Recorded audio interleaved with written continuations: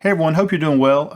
Today I thought I would give you a quick tutorial just to see if your computer can stream real-time data from Thinkorswim into Excel. So right here we're streaming the ASPX data from Thinkorswim into Excel, and this is actually the option chain that we're streaming into here.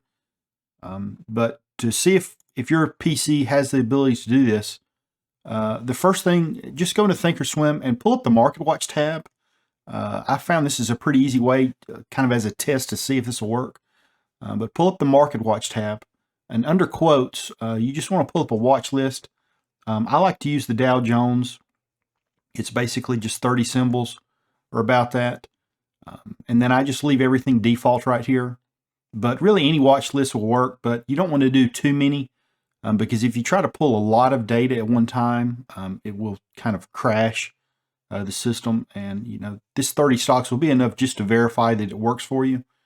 You want to go to the top right here, and we're going to go to export. If you're going to export this stuff into Microsoft Excel, you will choose this one. But today we're going to try Open Office Calc. So I'm going to click on that.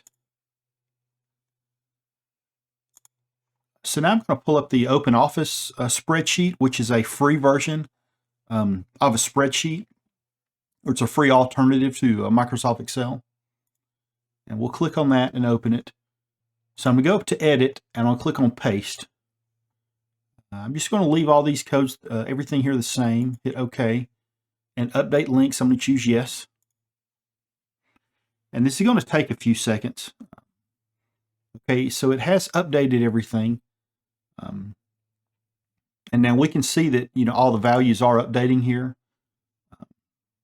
So once again, this is just an easy way to see if your computer will do this. So as long as you're seeing the values change, that means that real-time data, it should work fine on your system.